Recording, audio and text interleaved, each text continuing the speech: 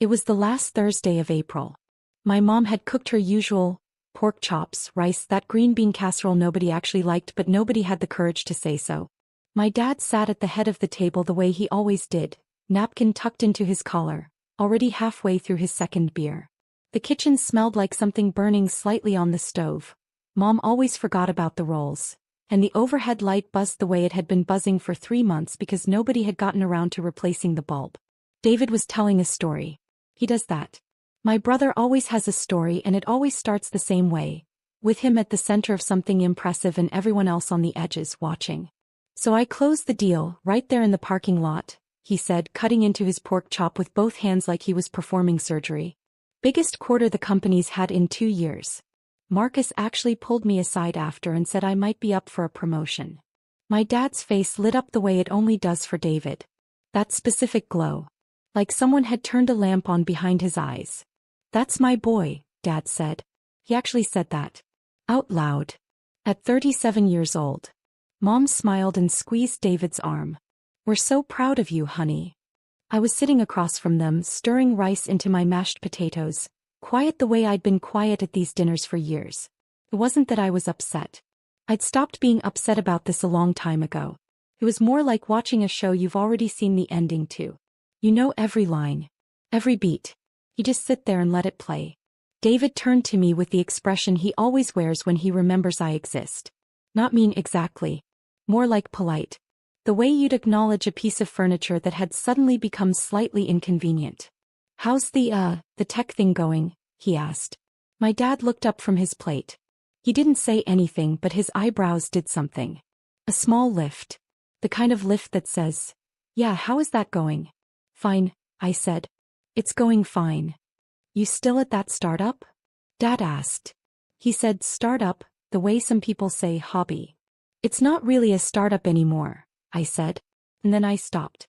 Because I'd learned over years of dinners exactly like this one, that the more I explained, the less anyone listened. So I just let the sentence end there, hanging in the air like a thread nobody was going to pull. Dad said. He picked up his beer. "Well, David's the businessman in the family, I guess." He laughed at his own joke. Mom laughed too. I smiled. I took a bite of rice. I let the moment pass the way I always let them pass. David, emboldened, kept going. "Actually, I've been thinking about getting a place. A real place. Something with a yard, maybe. Dad, you know that house on Elm Street? The one next to your buddy Tom?" "Oh, that one's gorgeous," Dad said, leaning forward now. 3 bedrooms. Good neighborhood. You should look into it." "I think I'm going to," David said. He looked at me casually, the way you look at someone when you're about to say something that you don't think will land badly. "I mean, at least someone in this family is settling down, right?" Mom nodded. "He's right, sweetheart. When are you going to think about that? A house, stability, those things matter. When are you going to get a real job, Sarah?" Dad said, still half laughing. "A job people have actually heard of?"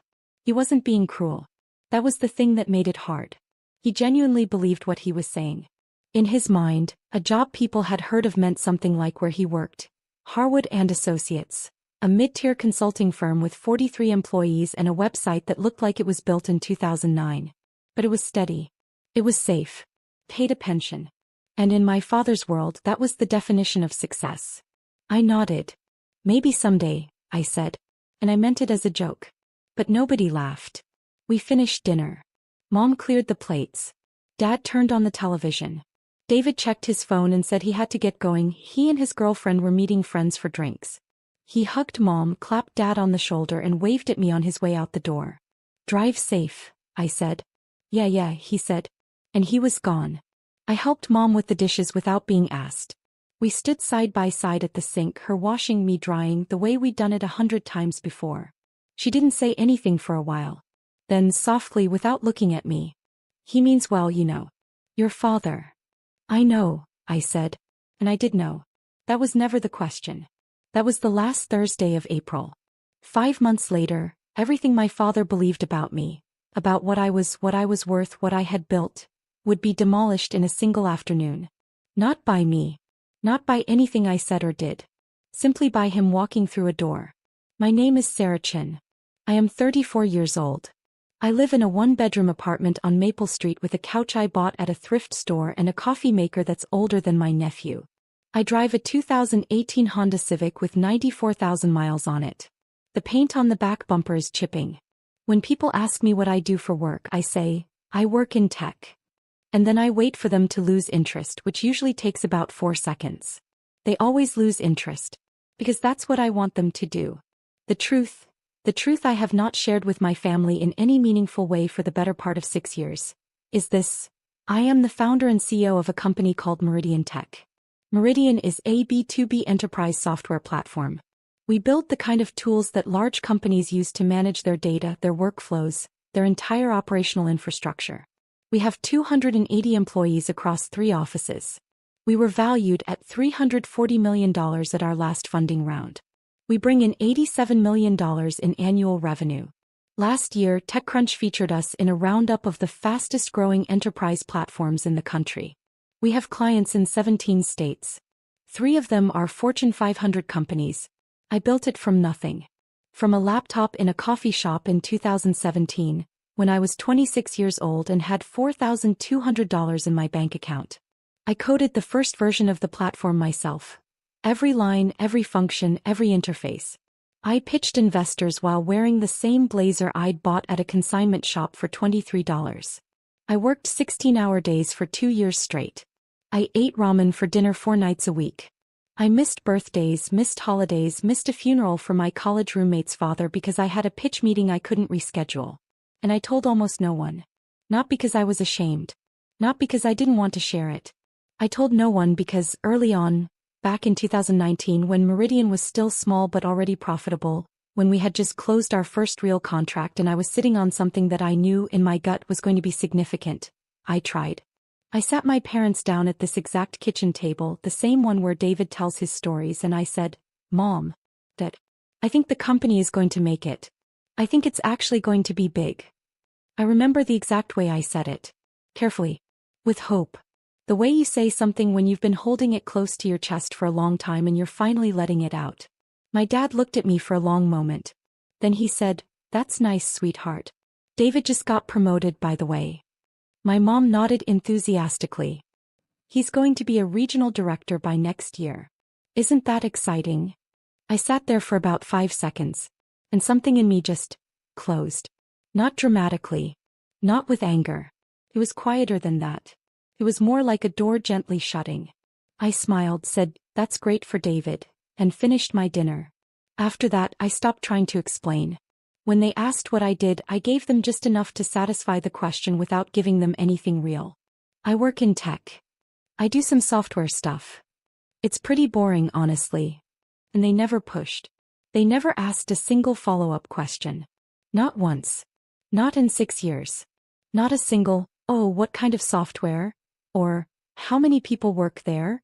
Or, are you doing well? The concealment wasn't hard. It was almost natural by that point. What was harder was the money. My family had been coming to me for cash for as long as I could remember, and I had been saying yes for almost as long. Not because they asked nicely. Not because the requests made sense. Because I felt guilty.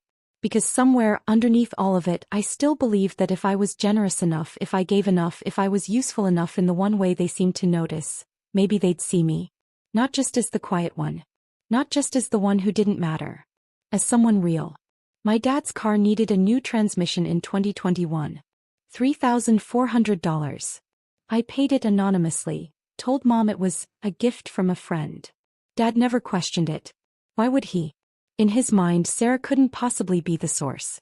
She worked some vague tech job that probably paid barely above minimum wage. My brother needed $1,200 for a security deposit when he moved out of Mom and Dad's house. I Venmo'd it to him on a Tuesday afternoon. He texted back, Thanks. When are you free this week? Mom wants to do dinner. Not a word about the money. Not a question about where it came from. My mom asked for $800 for a dental bill that insurance didn't cover. I sent it within the hour. She called to thank me and spent 11 minutes telling me about David's new car. A used Audi he'd financed through a dealership. Isn't it beautiful? She said. He looks so put together. I don't say this to make them sound like villains. They aren't villains.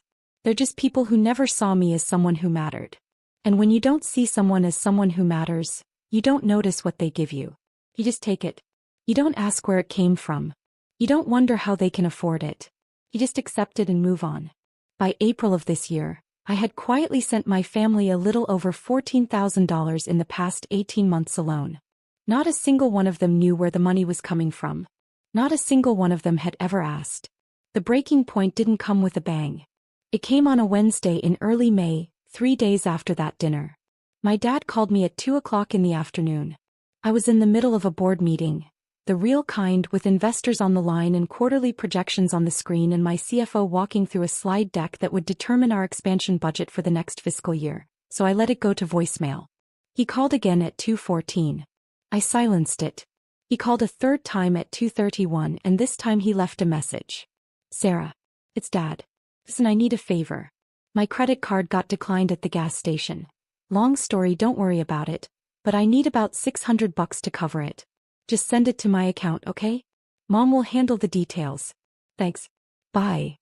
He didn't say please. He didn't ask if I could afford it. He didn't say thank you in any real way. He just said it the way you'd ask someone to pass the salt. Casual. Unremarkable. Like it was the most normal thing in the world. I listened to the voicemail sitting in my office. My actual office, the one with my name on the door and a view of the city skyline and a framed Forbes mention on the wall from 2022 and a whiteboard covered in product roadmap notes. I listened to it once. Then I put my phone down on my desk and I sat very still for about 2 minutes looking out the window at nothing. And then I made a decision. Not an angry decision. Not a dramatic one. It was the calmest decision I had ever made in my life. I said okay. Just okay. To myself. Quietly. And then I stopped. I didn't send the $600. I didn't call my mom. I didn't send an angry text explaining why. I didn't write a long message listing every single time they had dismissed me, every birthday they'd spent praising David, every dinner where I sat in silence and watched my brother get the spotlight. I didn't do any of that. Because that's not how I work. I don't explode. Stop. I stopped sending money. I stopped answering the request. I stopped showing up to family dinners where I sat quietly and watched my brother get praised for achievements that were, objectively, a fraction of what I had already built. I didn't ghost them entirely. I still answered the phone sometimes. I still said hi. But the money stopped. And the showing up stopped. And the pretending stopped. My family, predictably, did not think I was serious. Sarah's probably just busy, my mom told my dad, according to a text she sent my brother that David accidentally forwarded to me. You know how she gets. They thought it would blow over. They thought I'd come back to the table quiet and compliant the way I always had. Because that's what I had always done. For years. I had shown up. I had smiled. I had handed over money and asked for nothing. And they had come to rely on it without ever realizing it was something I was choosing to give. I had just chosen to stop. They were wrong to think it would blow over. June was when they first noticed something was off. My dad called about a car repair. $1,800 for brake pads and rotors on his sedan. He called me on a Saturday morning, cheerful, casual, the way he always sounded when he needed something. I let it ring. He called Mom. Mom called me. I let it ring again. 2 days later, Mom sent a text. Honey, Dad's car is making a terrible sound. Are you going to help with this? I read it. I typed nothing. I set my phone down and went for a run. The brake pads didn't get fixed for another week. Dad drove the car anyway, the grinding sound getting worse with every mile, the kind of sound that makes you wince every time you hit the brakes. When he finally took it in, he paid with a credit card that was already carrying a balance from a trip he and Mom had taken to see David for his birthday in March. A trip they hadn't invited me to. By July, the pattern was clear. Without my quiet, invisible contributions, the small financial cracks in my family's life started showing up one by one. Mom's credit card bill crept up $200 in a single month. Dad started complaining at dinner about how expensive groceries had gotten, as though the price of lettuce had changed overnight. David texted me once, casually, asking if I could float him $1,000 for a car payment that was due early. He added a laughing emoji at the end as though the request was a joke. It wasn't. I didn't respond to that one either. Meanwhile, my life continued the way it always had. Meridian was in the middle of one of its biggest growth quarters. We had just closed a deal with a logistics company worth $4.2 million in annual recurring revenue. TechCrunch had mentioned us in a roundup article, the kind of mention that gets forwarded around the industry and sits in inboxes for weeks. I had 3 board members asking me to expand into the European market by the end of the year.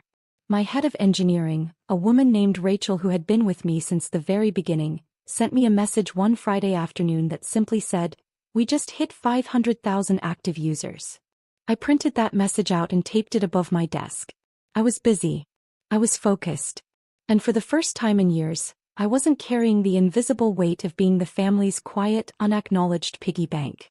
It was in August that the Harwood contract came together. My head of partnerships, Janet Okafor, flagged it during our weekly strategy meeting. She was flipping through inbound inquiries on her tablet. We get dozens every week now, and she stopped on one and looked up. "We've got an inbound inquiry from Harwood and Associates," she said, pulling up their profile on her laptop. Mid-tier consulting firm. 43 employees. They're looking for a data management platform for their client-facing projects. I looked at the name on the screen. Harwood and Associates. My dad's company. I stared at it for about 3 seconds. The room was quiet. Janet was waiting for my input. 2 other team members were looking at me waiting. Then I said, "Run the normal evaluation. If they meet our criteria, move forward." Janet nodded. She didn't know the connection. Nobody on my team did. I had never once mentioned my family to anyone at Meridian. Not my parents. Not David. Not the dinners, not the money, not the years of being invisible. It was a clean wall and I had built it carefully brick by brick and I wanted to keep it that way. The evaluation took 2 weeks. Harwood qualified easily. The contract was drafted. Terms were agreed upon. Everything moved forward through the proper channels the way it always does. Nobody at Meridian thought twice about it. It was just another client. But I knew. I knew exactly what was coming. September 12th. A Tuesday. I got to Meridian's headquarters at 7:30 in the morning the way I always do. Through the side entrance, coffee in hand, earbuds in, a stack of emails already open on my phone. I had a full day. Product review at 9 o'clock, investor call at 11 o'clock, lunch with our CFO at 12:30, and then the afternoon was blocked off for the Harwood onboarding. The onboarding. That was the day. Harwood was sending a small team to tour our headquarters, meet our key staff and sign the final operational agreements in person. Janet had coordinated the schedule.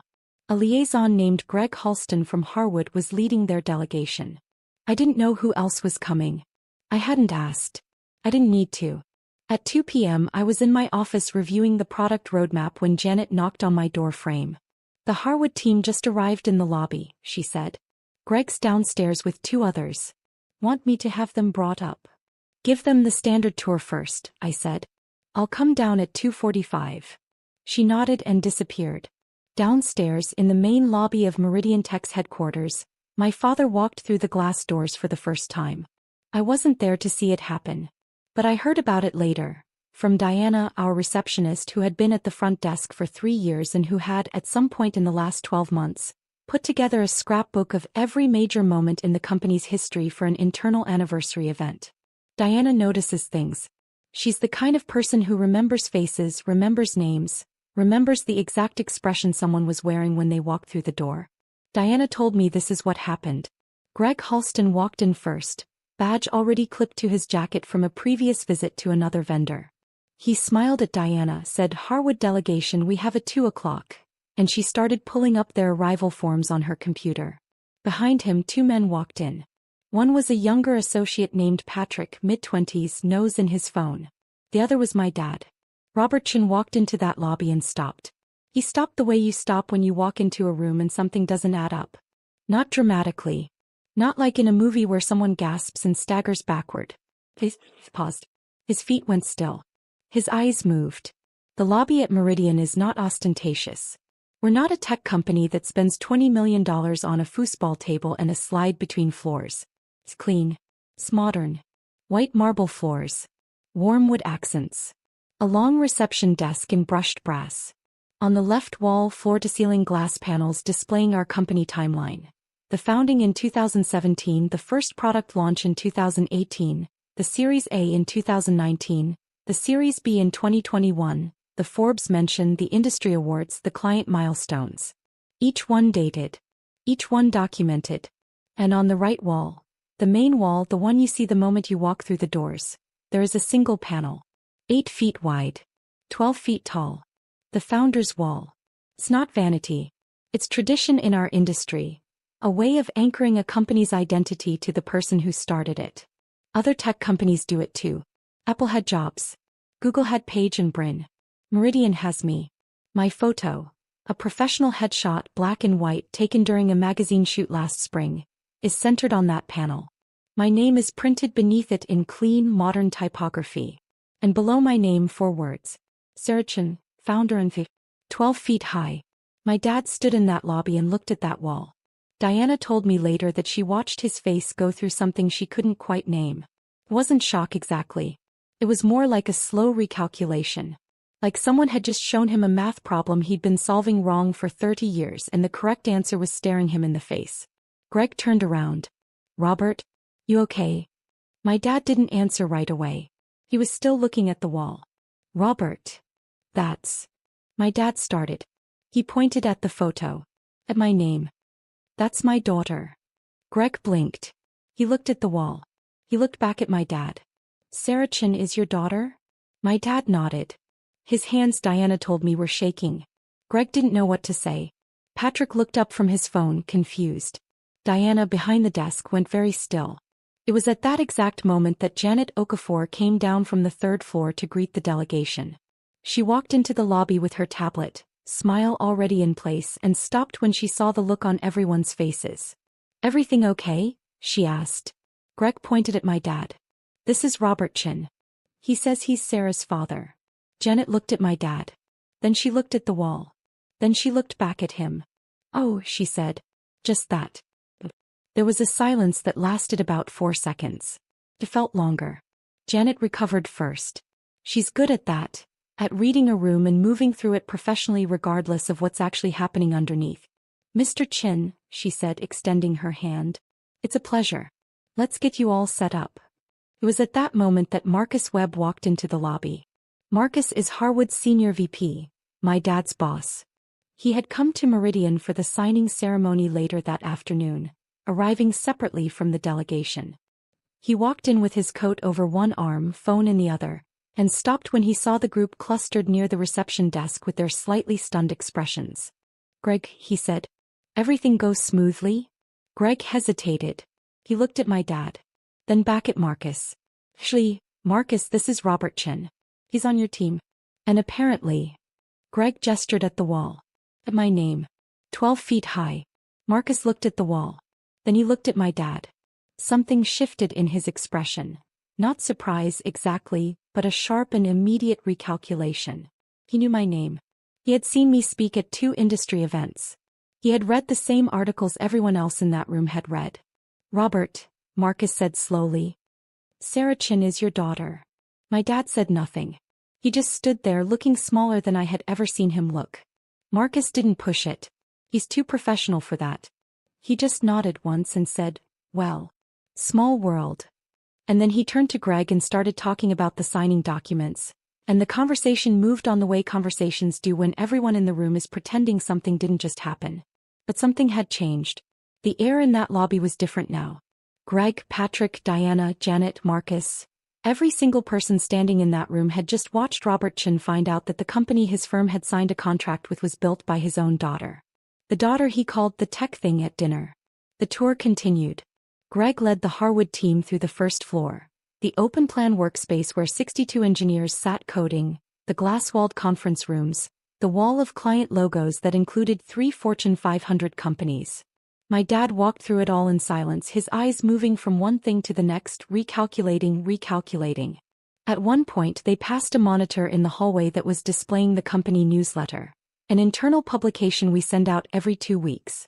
The current issue had a photo of me at an industry event in San Francisco, shaking hands with the CEO of one of our biggest enterprise clients.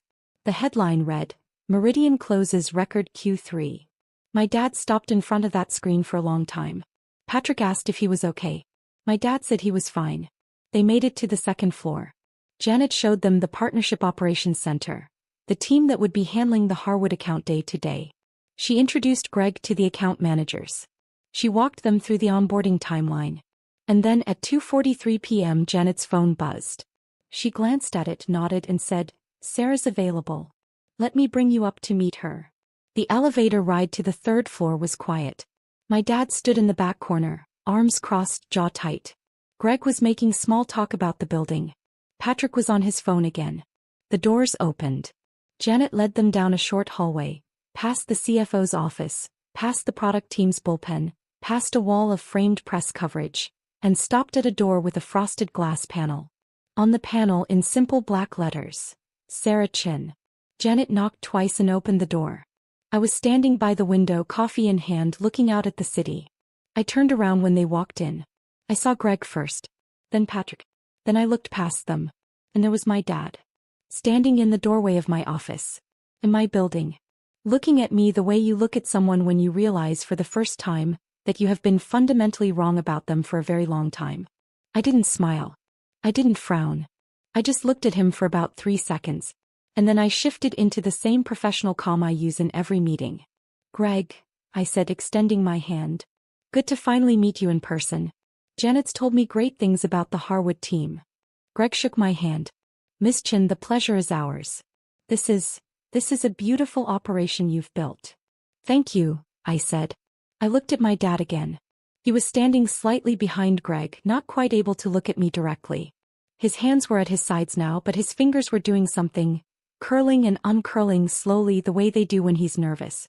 I'd seen that 1,000 times in my childhood. Before job interviews. Before arguments with Mom. Before anything that made him feel small. "Dad," I said, quietly. Not for the room. Just for him. He looked up. His mouth opened. Nothing came out. I let the silence sit for exactly 2 seconds. Then I turned back to Greg. "Janet, can you take Greg and Patrick through the final contract review on the 4th floor? I have another meeting at 3 o'clock and I want to make sure we stay on schedule." "Of course," Janet said. She guided Greg and Patrick toward the door with practiced ease. As they filed out, I caught Greg's eye.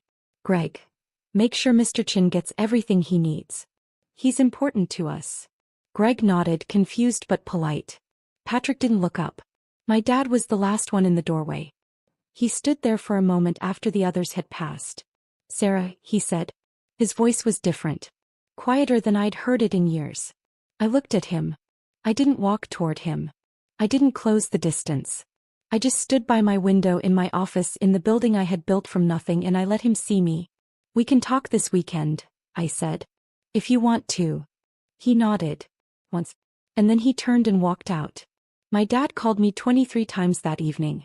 The first call came at 4:17 p.m., 15 minutes after he left the building. I let it ring. The second came at 4:22. I let that one ring too. By 5 o'clock there were 7 missed calls and 3 voicemails. I didn't listen to the voicemails until later that night, sitting on my thrift store couch in my 1-bedroom apartment, a glass of water on the coffee table, the city quiet outside my window. The first voicemail was almost incoherent. My dad's voice was tight, strained, like he was trying to hold something together that kept wanting to fall apart. "Sarah. It's Dad. Call me back. Just call me back." The second one was quieter. "I didn't know. I swear I didn't know. I mean, I knew you worked in tech, but I didn't. Sarah, $340 million? Is that real? Call me." The third voicemail was the one that got me. His voice broke. Not dramatically. Not in a way he'd ever admit to if you asked him about it later. But it cracked, right in the middle of a sentence, the way it does when someone is trying very hard not to cry and failing just slightly. "I'm sorry," he said. "I think I've been really, really wrong about you. For a long time. And I don't know what to say about that. So just call me. Please." I listened to it twice. Then I put my phone down and sat in the quiet for a while. My mom called at 6:30. She'd found out from Dad, who had called her the moment he left the building. Mom was crying. Real crying, not the performative kind. She left a voicemail that was mostly just her saying, "Oh, Sarah," over and over again. David found out at 8 p.m. He called once, didn't leave a message, and then texted, "Dad just told me. Are you serious right now?" I didn't reply to that text. Not that night. The extended family learned about it over the next 48 hours, the way news travels in a family like ours, through phone calls, texts, and at least one post from my Aunt Karen that generated 17 comments in 2 hours. At Harwood, the impact was quieter but no less real. Marcus Webb, the senior VP who oversaw the Meridian account, pulled my dad aside the next morning. Marcus had met me twice before at industry events. Once in Boston, once in Chicago. He knew exactly who I was and what Meridian was worth. "Robert," Marcus said, sitting across from him in his office, "why didn't you ever mention your daughter?" My dad didn't have an answer for that. Or if he did, it wasn't one he wanted to say out loud. Marcus didn't make it uncomfortable. He's a professional. But from that point on, things at Harwood shifted in the way they always shift when someone discovers that one of their employees has been quietly connected to something significant that they didn't know about. It wasn't hostile.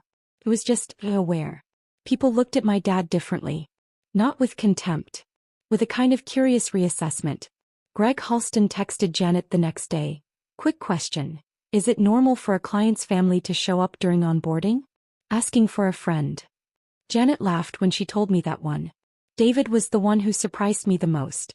He didn't call again for 3 days. Then on Friday evening he sent me a long text. Not an apology exactly. David doesn't apologize easily. But something close to it. An acknowledgement. He wrote that he'd looked up Meridian online after Dad told him, and that he'd spent an hour reading about the company, and that he felt kind of like an idiot, his words, for never once asking me a real question about what I did. He ended the text with, "Dad's a mess. Mom's crying every 5 minutes. I think you should talk to them when you're ready. But not before. On your terms." I read that text standing in my kitchen at 9 p.m. on a Friday night, and it was the closest I came to crying through the whole thing. I didn't talk to my parents that weekend. Not because I was punishing them. I just wasn't ready. There was too much sitting in the space between us. Too many years of quiet dismissal. Too many dinners where I smiled and said nothing. Too many times I'd handed over money and asked for nothing in return except to be seen. I needed to figure out what I actually wanted to say before I said it. 3 weeks later, on a Sunday morning, my dad sent me a text. It was short. 4 sentences. "Sarah, I owe you an apology. A real one. Not on the phone. Can we get coffee?" I read it sitting on my couch, the same spot where I'd listened to his voicemails. The morning light was coming through the window. My apartment was quiet. The Honda Civic was parked outside with its chipping bumper paint. Everything looked exactly the same as it always had. I read the text once more. Then I set my phone down and went to make breakfast. I didn't reply that day. Not because I didn't want to, but because for the first time in my life I didn't have to rush to give my family what they needed. I had built something real. Something that 280 people showed up to every day. Something worth $340 million. Something that had taken me 8 years of silence and sacrifice to create. And it wasn't going anywhere. The coffee could wait until Monday.